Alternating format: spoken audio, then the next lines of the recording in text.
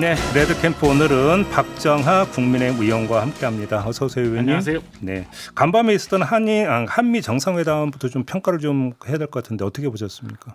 중간에 뭐 회담 시작 전에 SNS 글을 올리는 바람에 긴장 많이 했는데요. 그래도 예.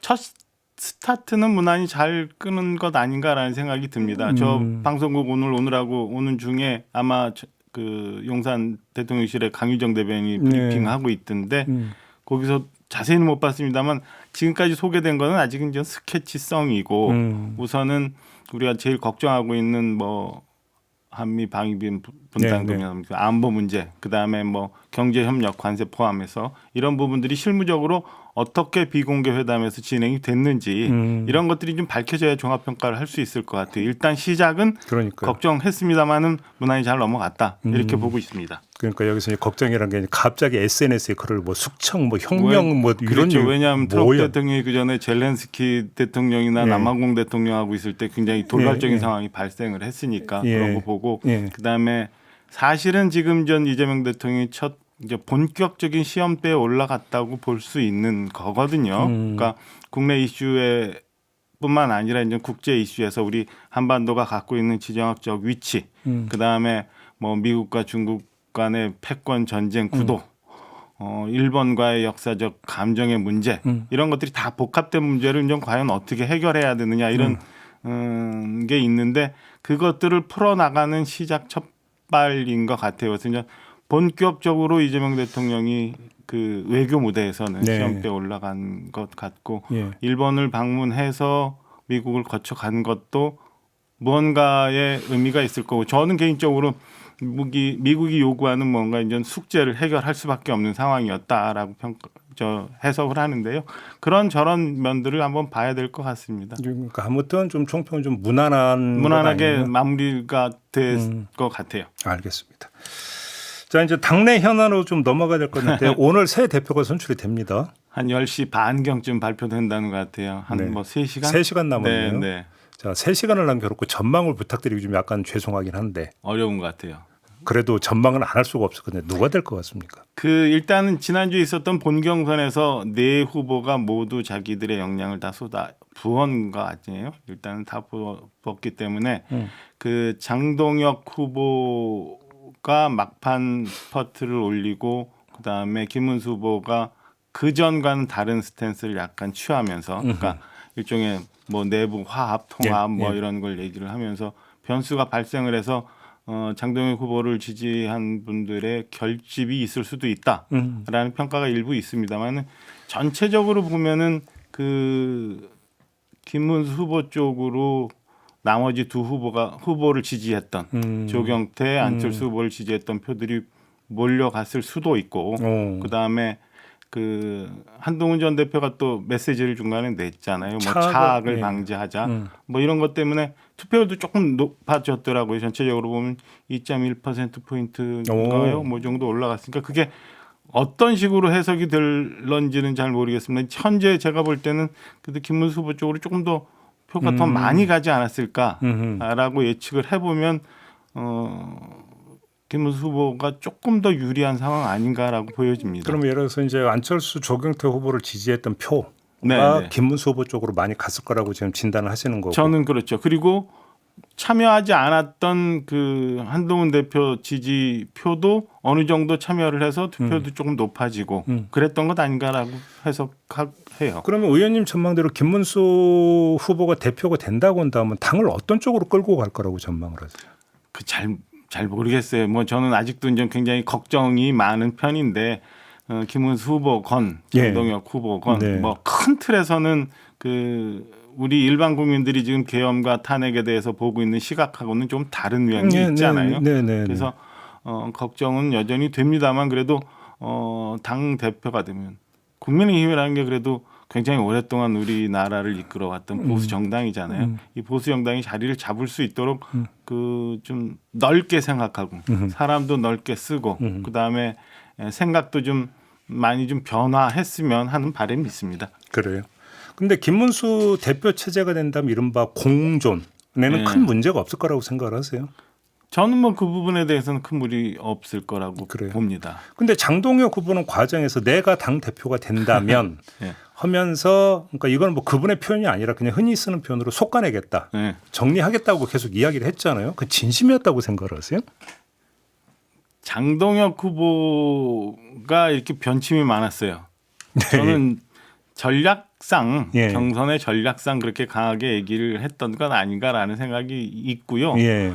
그런 요구를 하는 지지층의 압력을 본인이 얼마나 방어하고 견뎌내느냐의 문제지 저는 또 변할 수 있다고 생각을 합니다. 그래서 한 번 변하면 두 번, 세 번도 변할 수 있다. 그러니까요. 뭐 그동안 경선 때 얘기했던 것들이 만약에 대표가 되면 또 어떻게 변할지 모르기 때문에 크게 이렇게 걱정도 크게 기대도 안 하고 있는 상황입니다. 근데 제가 한번 그냥 솔직히 한번 질문 드려볼게요. 네. 솔직한 대답을 네. 부탁드리는데 이른바 친한계 인물로 다 분류가 됐었잖아요. 그렇죠. 그다음에 계엄 해제 그 결의안 투표에서 참여를 하지 않았습니까? 참여했죠. 근데 그 직후에 확 바뀌었거든요. 그 무슨 특별한 계기나 사건이 혹시 있었나요? 본인은 그렇게 얘기하고 저도 이제 사실은 장동혁 의원하고 보궐선거로 같이 들어간 입사 동기예요. 그리고 이제 저는 당 수석 대변인을 맡았고 장동혁 후보는 원내대변인을 맡고 그래서 뭐 가까이 계속 좀 보고 했었는데 우리 의원회 간도 층도 같고 뭐 그런데 개인적으로는 이해하기 어려운 부분이 좀 있는데 그때 당시는 어떤 일이 있었냐면은 그 계엄은 분명히 잘못됐고 해제를 해야 되지만 이런 상태로 탄핵을 하는 건 아니다라는 주장을 얼핏 하더라고요. 아, 그랬어요? 그런 과정에서 아마 본인의 생각과 소위 한동훈 대표를 비롯한 뭐 저희들 생각과 달라서 이렇게 변한 것 아닌가라고 이해는 합니다만 그 이후에는 탄핵을 단순히 반대해서 지금의 모습까지 갔느냐라고 하는 거는 또 다른 문제인 것 같아요. 그 부분에 대해서 제가 아직 숙제를 해결 혹시 못했습니다. 무슨 뭐 큰 꿈을 꾸고 있는 겁니까? 제가 볼 때는 본인이 어떤 그 계획된 프로그램이 있고 그 프로그램을 진행하는 과정에 막 스텝 바이 스텝 뭐 지금 단계에서는 어떻게 해야 되느냐 뭐 이런 것들이 있는 것 아닌가라는 생각이 드는데 글쎄 너무 과일도 너무 익기 전에는 일찍 먹으면 배탈 나는 것처럼 그게 맞는 건지라는 생각이 듭니다. 의원님의 그럼 지금 분석에 따르면 장동혁 후보는 한 단계 한 단계 자기 정치 체급을 지금 올려가고 있다. 그렇게 좋게 이해하려고 합니다. 그렇게 좋게. 네. 그러면 체급을 올려서 맨 마지막에는 헤비급은 대선이 되는 겁니까 그러면? 뭐 그렇게 정치인들이라는 게 그렇게 되는 거 아니에요? 그리고 이제 저희 당 입장에서 보면은 이제 충청도에 도드라지는 대표 주자가 없으니까 네. 뭐 여러 가지 포석을 두고 있는 것 아닌가라는 생각이 듭니다. 아, 그래요? 예, 알겠습니다. 아무튼 이제 새 지도 체제 이야기를 좀 해야 될 것 같은데 이른바 그냥 언론 표현으로 하면 찬탄파 같은 경우는 최고위원회에서 우재준, 양양자 그렇죠. 두 사람 외에는 없거든요. 그렇죠. 여기서 어떤 그 좀 독립적인 목소리, 견제하는 목소리가 그러니까 이게 영향력이 있을까요? 그 결정을 만약에 중요한 결정을 해야 되는 상황이라면 네. 그 결정적으로 영향을 미치기는 어렵겠죠. 그러나 당내에서 또 이런 목소리도 있다라는 거는 표현할 수 있는 입지는 하지 않았나라는 생각이 듭니다. 우리 김근식 후보도 됐으면 하는 아쉬움은 좀 있는데 두 분 그다음에 뭐 원내에서도 계속 목소리들이 나올 수 있으니까 아까 말씀드린 것처럼 혹여 누가 대표가 되더라도 지금 당내에 있는 상황에 대해서 좀 냉정하게 판단을 하고 당을 이끌어 간다면 그리고 지금 투표에 참여했던 당원들 그리고 참여 설령 안 하고 지금 힘들어하고 지쳐 있는 당원들이라도 그 마음들을 다 사고 그 사람들이 과연 우리 당이 어떻게 가는 게 좋은지라는 걸 좀 헤아린다면 저는 뭐 좋은 기회 좀 있을 거라고 기대를 하고 그렇게 돼야 된다고 생각을 합니다. 오늘로서 이제 경선의 모든 과정은 끝나는데 네. 그 쭉 과정에서 전환길 요인이 어느 정도까지 영향을 미쳤다고 평가를 하세요? 전환길 요인이 많이 영향을 미쳤죠. 그래요? 그 전환길 요인이 득표를 하는데 영향을 미친 것보다 건전하고 합리적이고 중도적인 보수의 분들이 에이 이게 뭐야 나 투표 안 할래 라고 휴가 가게 하는 그 이게 방송으로 용어가 맞는지 모르겠습니다. 깽판의 효과는 충분히 있었다. 그래요? 라는 생각이 듭니다. 그래서 지금 저는 지금의 투표율 그다음에 이 반탄 진영의 후보들이 많이 당선되고 그다음에 네. 우리 국민들이 좀 우리 당을 보면서 걱정하는 부분들이 이런 식으로 드러나 있는 것 아닐까라는 생각이 듭니다. 근데 뭐 이제 의원님 같은 경우는 김문수 후보가 이제 당 대표가 되지 않겠느냐라고 전망을 하셨긴 하지만 네네. 그래도 이제 다른 가능성까지 완전히 배제할 수는 없으니까 장동혁 후보가 만약에 대표가 됐다고 쳐요. 예. 그러면 지명직 최고위원으로 정말로 전원길 씨를 임명할 수 있을까요?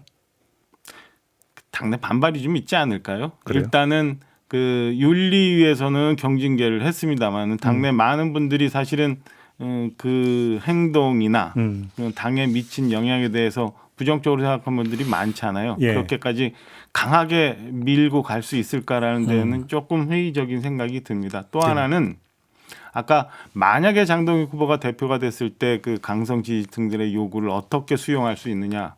이게 재밌는 게 제가 볼 때는 이런 강성 전환길 씨를 대표로 하는 이 강성 지지층들이 일종의 무슨 숙주 찾기 하는 듯한 느낌이 들어요. 저는. 오. 그러니까 지금 김문수 후보에 대해서 어제도 보니까 뭐 일부 유튜버들은 야합했다 뭐 이런 얘기들 하더라고요. 예, 예. 그러니까 대선 때는 김문수 후보를 굉장히 옹호하고 막 왔었잖아요. 대선 경선 때도 그랬고. 그러니까 처음에는 네네네. 계엄 사태 이후에 윤석열 대통령을 지키자라는 윤석열 대통령을 찾고 있었고 그다음에 다시 김문수 후보, 그다음에 한덕수 총리, 그리고 나서 지금 다시 장동혁 후보 뭐 이렇게 되거든요. 이 사람들이 본인들의 뜻을 주장하는 걸 넘어서 그 주장을 발현시킬 수 있는 무언가를 계속 찾아다니는데 만약에 장동혁 후보가 대표가 됐는데 본인들의 뜻과 달리 움직인다. 그리고 충분히 수용을 안 해준다. 그럼 또 다른 숙주를 찾을 수도 있다고 저는 봐요. 그러면 의원님 편은 그 숙주는 또 어떤 최고위원 이렇게 될 수 있는 겁니까? 뭐 그렇게 될 수도 있고 아니면 또 다른 무언가가 되고 다른 방식을 찾을 수도 있고 저는 굉장히 이런 부분들이 당을 어렵게 하는 부분이라고 봐요. 그분들과 지금 또 장동혁 후보가 굉장히 많이 치고 올라간다니까 당내 의원들 또 이상한 움직임들이 또 있더라고요. 굉장히 많이 몰려가 있다는 얘기들이 있어요. 저는 몰려가 있대요? 장동혁 후보 쪽으로 많이 지지를 하고 있다고 하더라고요. 그래서 그래요? 예. 이건 또 뭐지?라는 생각이 듭니다. 아 그래요? 그런- 많대요? 그렇다는 얘기가 제가 이제 들었어요. 직접 확인은 못했습니다만 기자들이 이렇게 얘기를 하더라고요. 밤에 모이고 막 이런데요? 뭐 그런 게 있나 봅니다. 그래요? 알겠습니다. 근데 이거 하나 좀 여쭤볼게요. 그 마지막 TV 토론에서 네. 장동혁 후보가 예를 들어서 조경태 뭐 그 의원 같은 경우는 같이 못 간다. 정례 이런 얘기 하니까 김문수 후보가 무슨 얘기를 하냐면 아니 그렇게 갈라서면 개헌 저지선이 무너진다라는 얘기를 했고 그러면 지금 당 전체 분위기가 개헌은 안 된다. 혹시 당 지배적인 분위기가 이런 분위기입니까? 개헌은 안 된다는 게 아니라 그러니까 저희 당 대선 후보가 됐을 당시에 김문수 후보도 뭐 개헌에 대해서 이렇게 아주 부정적으로 얘기를 했던 건 아니고 당내 의원들도 개헌에 대해서 부정적인 입장은 아니니까. 그래요? 민주당 주도에 네. 그리고 현 이재명 정권이 유리한 구도로 진행되는 개헌에 대해서는 받아들일 수 없다. 뭐 이런 뜻으로 저는 이해를 그럼 해요. 어떻게 할 수 있는 그러니까 거예요?